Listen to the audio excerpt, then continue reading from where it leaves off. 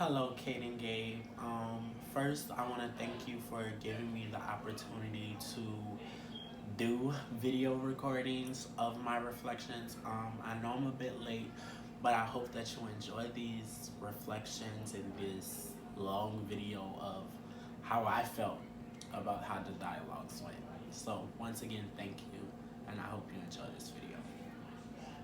So, to get started, I left off on gender. And thinking about gender in that dialogue, I think it really put me in my place of the privilege that I have as a man. I think a lot of times it's easier for it's easier for me to say, "Oh, I'm black," and only deal with that issue, but not realize that I'm still a black cisgendered man and I can enter places easier and access different things easier than a black cisgendered woman or a black woman who's trans. And I think like throughout that dialogue, we did not get into that intersection of like, even though I may be who I am with my sexuality, I I'm still a man at the end of the day. Like I still identify as a man. And what you identify as and and if it correlates with your bio, like your genetics and what science says that you are, then you have it easier if you are a man. So this dialogue really woke me up and really allowed me to see how I can navigate, how I have navigated my privilege, and like just thinking about times in which I truly like used my privilege for the greater. Like I knew, like when I applied for certain scholarships, like in the back of my head, I knew it could only be one black person, and I am at a higher chance of getting it than a black woman. So like that, like just thinking about what responsibility do I have now since I have learned this, what responsibility do I have now to go out into the world to help my black sisters, and if they even need my help. And I have come to the realization that they may not need my help, but they need my solidarity, and they need my, sometimes they may need my silence as a man and someone to be there. So that was for gender dialogue. Moving on to religion dialogue.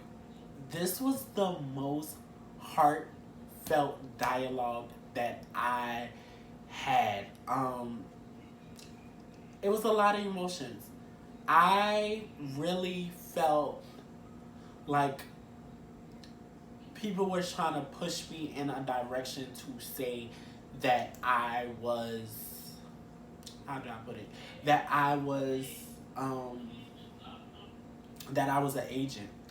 And during this topic I sat back like and I'm thinking about gender and I'm like, I can say that I'm an agent when it comes to gender, but I don't know if I can say this with religion because I've watched what the black church has been through, and I don't know if they have agency, you know? And I think it was just like assumed that if I grew up Christian, then automatically I'm still Christian today. And I think like what we have to realize is like within some of these categories, like if I am a genetically, like if you say gender for example and I'm genetically a man, right, but I didn't transition into a woman, I've lost my agency.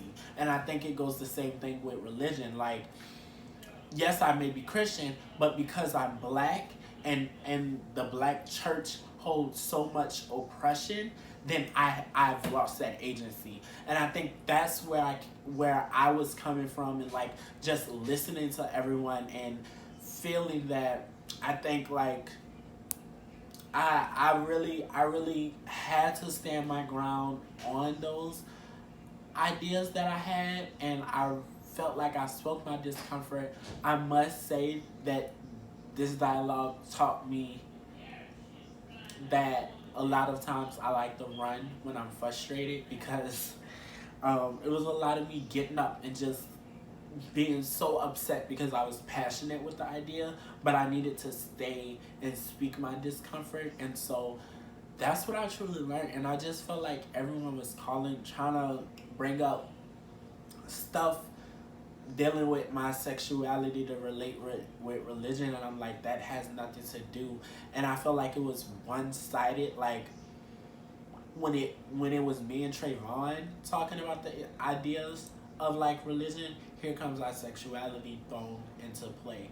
But when other people spoke their discomfort, their other intersections wasn't brought up. So that was just like some feelings that I felt towards the dialogue. But I overall felt like this conversation is something that needed to happen, and it really showed where people mindset was. And I just feel like people was trying to say black people are agents as well. And I'm not saying that we're not, but what I'm saying is in certain and other intersections like religion, I truly do believe that we cannot be, because the way we praise, the way we worship, the way we interact with God is completely different from white people, and especially like Christianity in general. Like for me, we don't follow the exact Christian calendar. It's completely separate. So like everything that listening to Kate and their story, like I felt them because I worry about that with my own kids. Everything that they were saying, not to like compare experiences, but it's something that I've experienced and been through. And so I don't know, that was kind of like my feelings towards religion. Mental disability. Mental disability I felt like was very, very like expressive and speaking, and everyone spoke their discomfort. I don't have much to say about mental disability, but that I enjoyed the conversation and I enjoyed where things took and what happened with it. And last but certainly not least, sexuality. Sexuality was the end, and I'm so happy that it was the end, because everyone was agents and targets, and you saw exactly that, from if you were straight, or if you were white, or if you were the man, or if you were non-binary, or if you was like everyone had both target and agent identities. And I feel like that conversation like happened, and we asked each other questions, and we built off the target groups, and we built off the agent groups. And I just honestly think that was a great way to end the course. And with the ending of this course, once again, Kate and Gabe, I just want to say thank you for doing this course, and it really helped me get through this time of COVID, and I hope you enjoyed the video. Alrighty, bye Kate, bye Gabe, have a great summer.